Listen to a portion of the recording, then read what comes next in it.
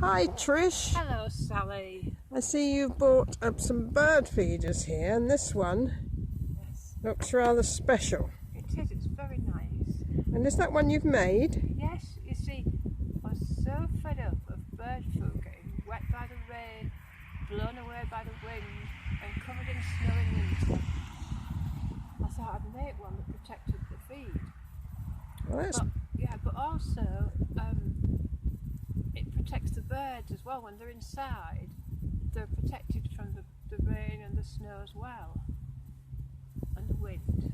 that's great. So how does it work then? Well, we've got the mesh here that the birds can get into, the small ones, the sparrows and the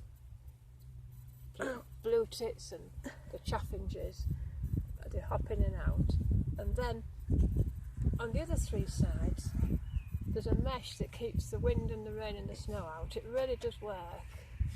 And to put the feed in, you lift the roof and pop the feed in. Got a wooden floor, and it's really useful to be able to put some bird food out in the morning and know when you come back that if it's not all been eaten, it's still dry and safe. Yeah, it looks beautifully made as well. Yes. Quite cosy. Yeah, that's my brother. We had the idea, but he's done it because he's very good at this. He used to work at British Aerospace.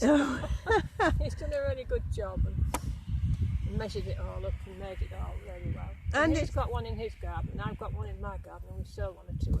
It looks quite hygienic. You can keep it scrub the floor, can you? You can scrub the floor, indeed you can, yes, and then just tip it out and wipe it up. It's quite, yes, you can do that, yeah. Oh, that's great. So, what do we do if we would like to learn a bit more and see how we get hold of one? Well, if you wanted to get in touch with me, Tricia, at birdtablenews.com, just contact me and I'll get back in touch with you and we can go from there.